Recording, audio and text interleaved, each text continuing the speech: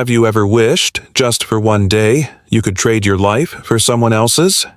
To wake up with no worries, surrounded by luxury, with the power to change things?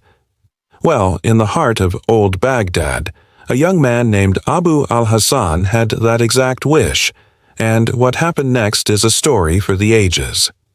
Our tale begins on the dusty, spice-scented streets of Baghdad. Here lived Abu al-Hassan, a man whose pockets were empty but whose spirit was full. He was known for his quick wit and a smile that never faded, even when his stomach rumbled.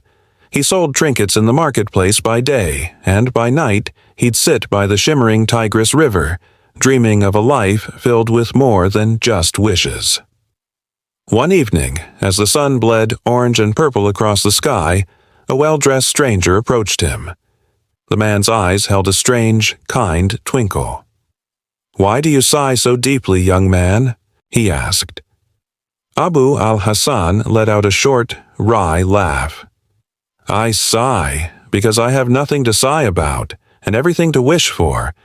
If I were caliph for just one day," he declared dramatically, "I'd make this entire city sing with laughter."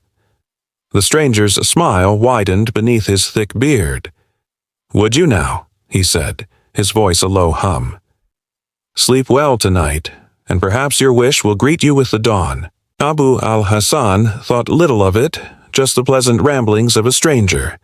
He went home to his humble room, laid his head on his simple pillow, and fell into a deep sleep. But when he awoke, everything had changed. He wasn't in his cramped room. He was in a chamber of gleaming marble and soft silk. Golden lamps cast a warm glow, and servants in fine clothes bowed low.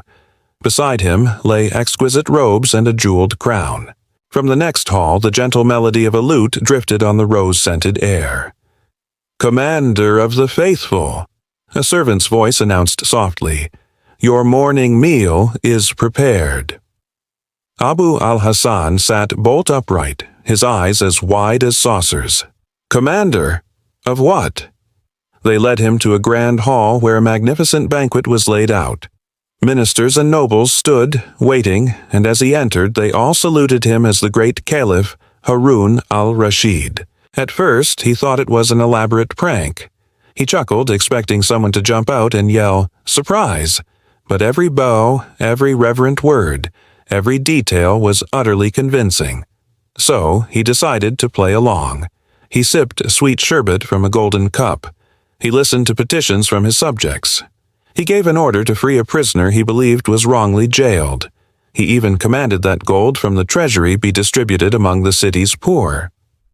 For one brilliant, dizzying day, Abu al-Hassan lived the life of the most powerful man in the world. As sunset approached, a delicious, heavy drowsiness fell over him. He was led back to the silken bed, and he drifted back into sleep. And, just like that, he awoke. But this time, the scent of roses was gone, replaced by the familiar dust of his own small room. He was back on his straw mat, the sounds of donkeys and market sellers filtering through his window. His hands were bare, the fine robes replaced by his simple tunic. He burst out laughing. "A dream!" he exclaimed to the empty room. "A dream so bright it outshone the sun." But deep down, a little part of him felt it was something more. It had all felt too real. Days turned into a week, but the memory of that day clung to him like a phantom scent. He told no one, fearing they'd call him mad. But as he worked, he'd often find himself smiling at a secret memory, the taste of sherbet on his tongue, the weight of the crown on his head. Then, one night, as a sliver of moon hung over Baghdad's domes, he felt that same peculiar, peaceful weariness creep over him. He smiled as he lay down. "Ah," he whispered to his pillow, "if I'm to dream again, let it be of that glorious palace." And when he opened his eyes, the scent of rosewater was back. The same marble chamber, the same bowing servants, the same silk sheets. They called him Commander of the Faithful once again. This time, Abu al-Hassan didn't hesitate. He laughed with pure delight. "Dream or not," he declared, "I shall live it gladly." And he did. He ruled with an even more generous heart than before. He sent cartloads of food to the hungry, pouches of coins to the orphans, and lavish gifts to poets and singers who filled the palace with beauty. He rode through the streets of Baghdad, not with an air of distant power, but with warmth, greeting even the humblest citizen with a kind word. The people marveled. Never had their caliph seemed so merry, so genuinely concerned with their happiness. As night fell, the familiar drowsiness returned, pulling him under. He awoke with a start, blinking against the rough, familiar walls of his own home. He sat up, his heart pounding a frantic rhythm. He rubbed his eyes, a mix of laughter and trembling confusion bubbling up inside him. "Twice," he whispered, "twice the same dream. So vivid, so real." Was he going mad? Or had he been blessed by something beyond his understanding? That very evening, there was a firm knock on his door. He opened it to find the stranger from the riverbank, the man with the kind, knowing eyes. "Peace be upon you, Abu al-Hassan," the man said. "Do you not know me?"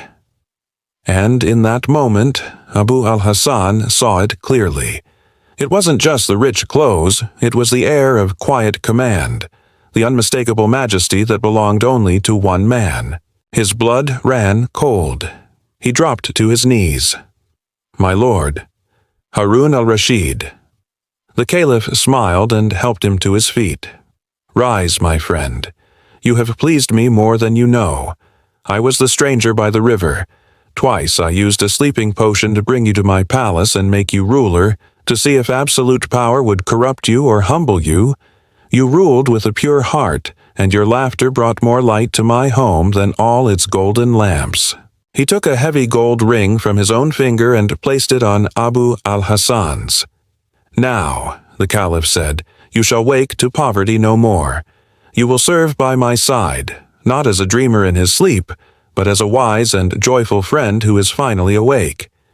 And so, the poor boy from the market became a trusted companion of the caliph, known throughout Baghdad as the sleeper who awoke a king.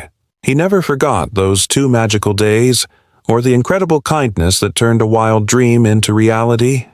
It's a beautiful reminder that sometimes the greatest blessings start as a wish, and it's our character and kindness that have the power to make them real. Thank you so much for joining me on this journey back to old Baghdad.